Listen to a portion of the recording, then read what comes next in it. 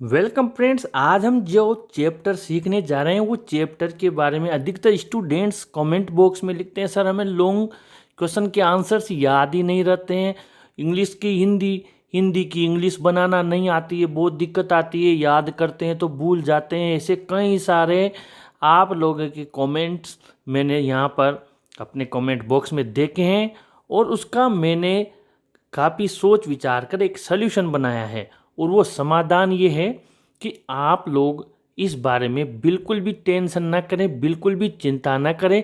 कितना भी बड़ा आंसर हो, आप उसको पहले एक बार कम से कम अपनी भाषा में याद करें। मैं कह रहा हूँ अपनी भाषा में, अपनी भाषा यानी कि अगर आपको हिंदी आती है तो आप पहले कम से कम उसे हिंदी में तो याद कर लें। हम केवल इस टेंशन में रहते हैं कि हमें तो ये क्वेश्चन आंसर याद ही नहीं होते हैं। इंग्लिश के क्वेश्चन आंसर बिल्कुल याद नहीं होते हैं, याद होते हैं तो भूल जाते हैं। बस हम इसी चक्कर में उनको पढ़ते तक नहीं हैं। जबकि मैं आपसे कह रहा हूँ कि कम से कम आप YouTube पर वीडियो देखें या फिर कहीं भी आप ट्रांसलेशन करें। जो भी टीचर आपको पढ़ाता है एक बार उसको अपनी मदर टंग में, अपनी जो मातृभाषा है उसमें याद तो रखें। उसके बाद में अगली स्टेप आती है उसको एक बार याद रखना और फिर एग्ज़ाम तक बल्कि लाइफ टाइम तक हम उसे याद रखें। तो याद अगर आपको हिंदी में है तो आप उन वर्ड्स की तरफ मत भागिए जहाँ पर कि आपने वो याद किया था, जहाँ से भी पढ़ा था वो शब्द क्या था। अरे ऐसे कई शब्द होते हैं, एक ही शब्द क्या था जो था उसका दूसरा भी तो मीनिंग होता है, या उसको हम इजी लैंग्वेज में भी तो बना सकते हैं। मैं आपको एक ट्रिक बता रहा हूँ कि किस प्रकार आप छोटे छोटे सेंटेंस बनाकर भी कितना भी बड़ा आंसर हो आप लिखकर आ सकते हैं। आइए देखते हैं हम कैसे बना सकते हैं। ये हमने 12th की बुक ली है और इसका क्वेश्चन देखते हैं। मान लीजिए बड़ा क्वेश्चन है यहाँ पर 125 शब्दों का। व्हाट डिफिकल्टीज डिड नजब पैस व्हाइल क्रॉसिंग द बॉर्डर। इसका आंसर लिखते समय हम ऐसा तो लिख सकते हैं कि नजब फेस का पास्ट में दिया है तो faced many difficulties while crossing the border.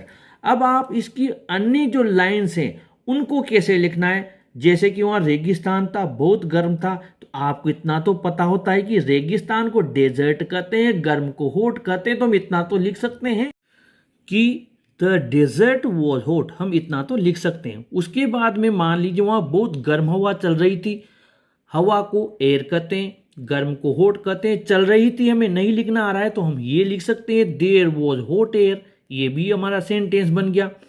काफ़ी लंबी दूरी तय करनी थी, तय करने को क्या बोलते हैं, बाकी लंबी और लंबा को लॉन्ग बोलते हैं, दूरी को डिस्टेंस बोलते हैं। तो हम ऐसे लिख दें it was a long distance. और पीछे से गोलियां चल रही थी, गोलियों को क्या कहते हैं नहीं ध्यान में आ रहा है तो फायरिंग तो सबको पता है, there was firing from behind, हमने इतना सा लिख दिया। वह थक गया था, ही गोट टायर्ड, उसका ऊंट भी थक गया था, हिज कैमल आल्सो गोट टायर्ड। बहुत धूल उड़ रही थी चारों तरफ, धूल के गुबार हो गए थे, गुबार नहीं आता है धूल आती है, तो हम देयर वॉज डस्ट एवरीवेयर तो लिख सकते हैं।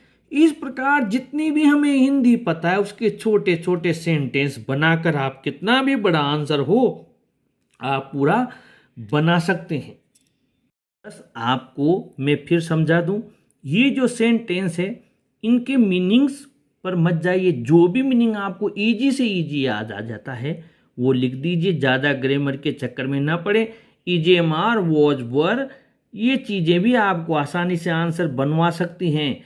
बस आप उस चैप्टर की हिंदी ट्रांसलेशन एक बार अपने दिमाग में रखें और हो सके तो आप इस चैप्टर को बार बार पढ़ें। उससे उस चैप्टर में आए हुए जितने भी वर्ड्स हैं वो आपके माइंड में कहीं ना कहीं सेव हो जाएंगे, सुरक्षित हो जाएंगे। तो फ्रेंड्स आंसर लिखने में आपके ज़रूर काम आएंगे। फिर भी कोई दिक्कत हो तो आप लोग कमेंट बॉक्स में ज़रूर लिखें, आप लोगों की पूरी हेल्प की जाएगी। Thank you.